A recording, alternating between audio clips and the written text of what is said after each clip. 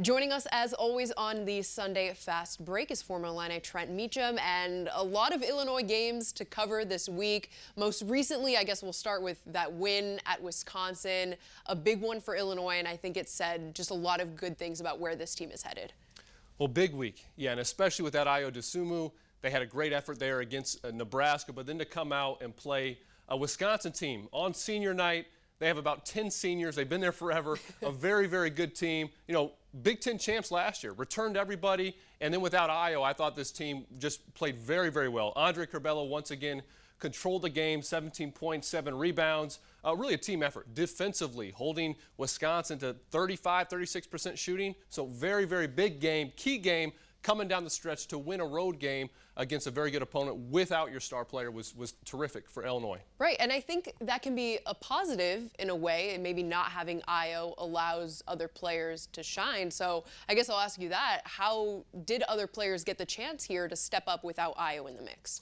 You can look at anything, a couple different ways. And I think we said before this season, who handles adversity the best is going to thrive and be at the best point to make a deep run in these tournaments. And here's Illinois without their best player is down. It gives these guys, especially Andre Curbelo, Adam Miller, an opportunity to step up. And both those guys were elite, were big-time performances against Nebraska for both of them, then against Wisconsin as well. Andre Curbelo flirted with the triple-double against Nebraska. It was really, really good. If some guys would have made some shots, he would have had that triple-double. Then again against Wisconsin, a veteran-laden team. I thought Curbelo was terrific. I thought he figured something out about midway through that Michigan State game. He really struggled there. As a team, Illinois was struggling. And then on Tuesday night, he picked up his pressure defensively, really became disruptive as a defender, made simpler plays on offense. He's a magician with the ball, and he tries to, he's so creative. But I just think you don't have to try. You don't have to force it. Basketball will put you in situations where that creativity will just have to come out. And I thought he made quick decisions, simpler decisions, and he was fantastic midway through that Michigan State game and then the next 2 games this past week. Now, sometimes it gets him into a little bit of trouble with the turnovers. That was a big issue against Wisconsin, but do you think those are maybe just some of the growing pains of a freshman, or, is that a big issue that just really needs to be corrected here? As a team, turnovers were not good against Nebraska and Wisconsin, and I think that's a thing that they need to clean up if they're going to beat better teams, because both those teams didn't capitalize quite like Michigan will or Ohio State this week will. So that's a big key, not only for Curbelo, but for the whole team. You just got to make simpler plays. Move that ball, make the easy play, and then you'll get more quality shots. And so keep it simple. All right, you do that, you're going to put yourself in a great position. Now, Da'Monte Williams has been stepping up again. We've seen a little bit more from him than maybe we saw in this last maybe 3 weeks. But how important is Da'Monte Williams for this team? Yeah, he's been very good. He always brings the effort, okay? And you love those guys that bring effort every night. He's undersized every night, but he never backs down. But I was a little bit disappointed. There's been some games he's played 25, 30 minutes, not taking one shot. And here's a guy that's shooting 55% from the 3. You want him being aggressive, being confident, not hesitating with those shots. And so he was very good against Nebraska, against Wisconsin. Even against Nebraska, got in there, got into the paint, made some floaters, right hand, left hand. We haven't seen that in 4 years. But of course, he always brings the defensive effort. But for him to be able to step out, extend that floor, make some shots. He made a key one down the stretch against Wisconsin that really helped put the final nail in that game. Sure, and Da'Monte Williams, of course, outstanding against Wisconsin. Let's take a look maybe a little bit what he did against the Badgers on Saturday. There's a few things I love about this play. First, Adam Miller. Okay, he's been a catch-and-shoot guy for most of the season. And here he is attacking the basket. That cross-court pass is not easy. The other thing that's important to notice is watch how much attention Kofi Cockburn commands. Look at all the players. You got 5 players from Wisconsin in the paint because of Kofi Cockburn, and there's Da'Monte Williams stepping up, making the shot. And a big one here, too, from Kofi Cockburn. I mean, we got all this ball movement going on here, Trent. Yeah, that's key for this team. I said simple plays. When that ball pops around the perimeter inside out, that's when you get better quality shots. So Andre Curbelo skip pass to Da'Monte Williams. There's no wasted movement. He's right to Trent Frazier, and then I thought our bigs, both Georgie and Kofi Coburn, were terrific in sealing their defenders. You do that, it's easy for them once they catch a deep, especially for Kofi. I mean, it's over if he catches the ball in the paint. Yeah, and I'm excited for where this team is headed because they have 2 really big games coming up next. I know these are the ones that you're excited about. We've talked about it just all season that they need a win against a physical team like Michigan, Ohio State. What are the biggest keys that they can maybe go into this game with? Yeah, we've talked about this. I'm probably a broken record, okay? I want to see Illinois, okay, I want to see this team beat a physical, tough team. Once again, Michigan State kind of out-toughed them, out-physicaled them. You know, there was maybe a dirty player or 2 in there, but Michigan State, credit them, they really played hard. Illinois struggled with those teams that are athletic, that have some length. All right, now this week, 2 big opponents. Michigan, I think they're the best team in the Big Ten right now. I think they're in that category with Gonzaga and Baylor, which we've talked about is 1 and 2 in the nation all season. Just a terrific team. They're pieces. And again, they have those big wings that Illinois can have trouble with. When I think of Franz Wagner, Sean D. Brown, Isaiah Livers, great players. So I'm really looking forward to seeing how Illinois, how they fight, how they compete against a team like Michigan and Ohio State. At this time, I don't know if we know Ayo Dosunmu's his availability, but if he's not there, it just gives these other guys another opportunity to step up. And I think here you are heading down to the end of the season. This is all about gaining confidence. And if they could get a win against one of these teams, that's really the final thing they haven't shown this year, to beat a team such as Michigan or Ohio State. And there's no question they have the capability of doing so.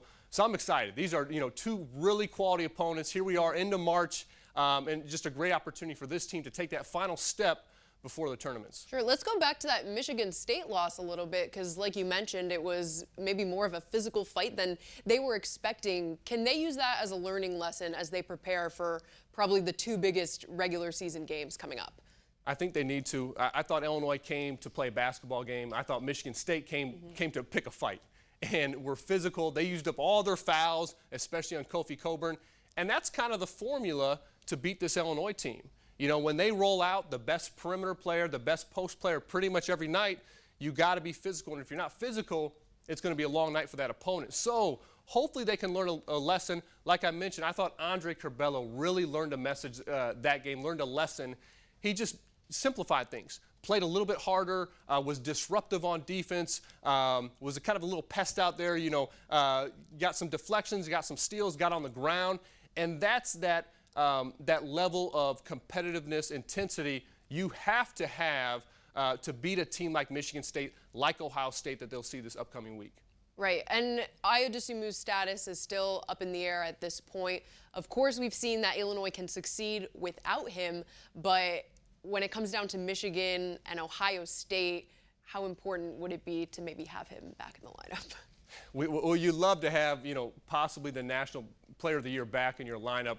I think this little pause for Ayo could be a good thing, though. Okay. Not just for these other players to have to step up, and not even for next season. Obviously, that could give them some confidence heading into the Big Ten NCAA tournament. But for Ayo, he's so much has been on his shoulders. Can this be a time for him to kind of even step back, observe, maybe become reinvigorated? I don't know if he needed it, okay? But I just know he's had a lot on his plate all year. There's been a lot of pressure. He's exceeded the expectations I think we all had. I didn't know if he could top last season, and he has. So for him to sit out a few games, thankfully it's not a knee, it's not an ankle. I don't think it's something that will hinder him coming into March, and we'd love to see him back because what I want to see is I want to see a top Illinois at their peak playing Michigan at their peak. And so Ayo might be a little rusty this next game. Right. I think it's a great opportunity this week.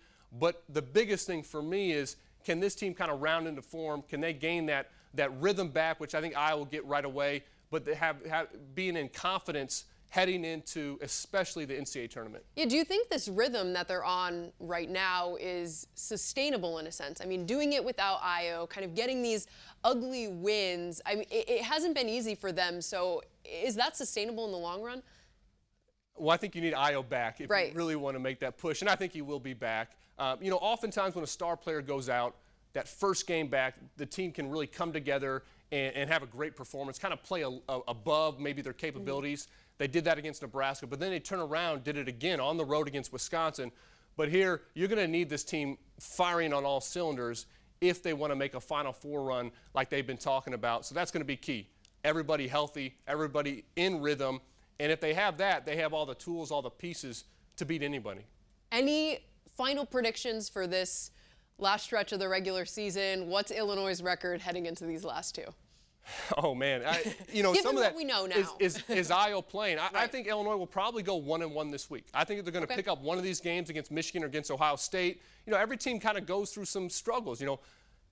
Michigan just hammered Iowa. And then Iowa today won on the road against Ohio State. That's part of playing in the Big Ten. It's part of being, just in a long season. I think Illinois will probably go 1-1 this week. And then I think the biggest thing is just to build on it. Whether you're 2-0, whether you're 0-2, whether you're 1-1, to build on this heading into the Big Ten tournament, NCAA tournament, rhythm, firing on all cylinders, like we said.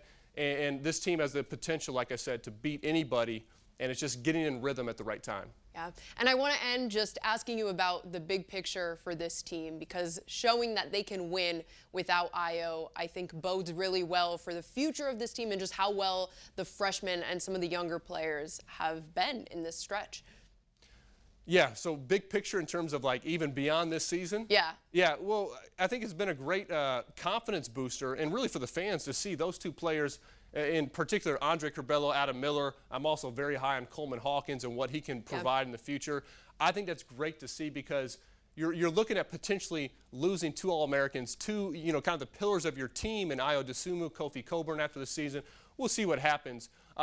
But the last couple of games has really given me a lot of optimism moving forward. And I think the way this coaching staff has put the team together, how they've recruited, I have a lot of hope, a lot of optimism in this ball club, in this program, headed towards the future. And listen, if Curbelo was close to a triple-double and Ayo Dosunmu was the first Illini to get two here in his junior year, I think the future is bright. They'll be all right in the future. I think the future is very bright. I think when you think of the future, the culture that's being built here is something that Illini fans should be excited about. All right. Well, Trent, thank you so much, as always, for joining us. 2 more regular season games, and we'll continue to cover Illinois basketball as they head on into the postseason, the Big Ten tournament, and the NCAA tournament. We'll keep you updated every step of the way. Trent, thank you as always. Thanks.